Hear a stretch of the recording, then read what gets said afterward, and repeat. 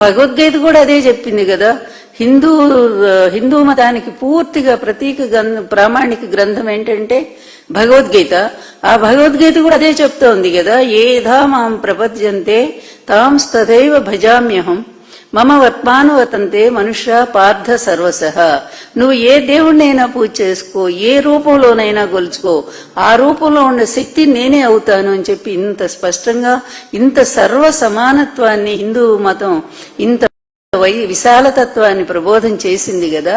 మరి నువ్వెట్లా హిందూ అవుతావు? నీ బానిస పవన్ కళ్యాణ్ ఎట్లా హిందూ అవుతారు? నీ కొడుకు ఎట్లా హిందూ అవుతారు? ఎప్పుడైనా సరే నువ్వు అసలు చెప్పులు లేకుండా పూజలు చేసావా? అసలు పూజల పట్ల, దేవుడి పట్ల నీకు గౌరవం ఉందా?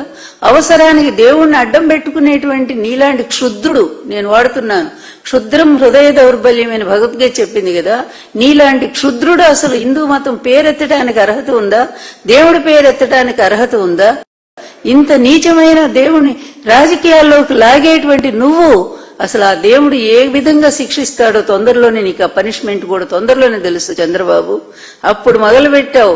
నీ కొడుకు వయసున్న జగన్మోహన్ రెడ్డిని ఎదిరించలేక అతను చేసిన మంచి పనుల వల్ల ప్రజల్లో వాళ్ళ తండ్రి దేవుళ్లాగా మిగిలాడు, అబ్బాయి కూడా దేవుళ్లాగా మిగిలాడు. ఎందుకంటే వాళ్ళు చేసిన మంచి పనుల వల్ల.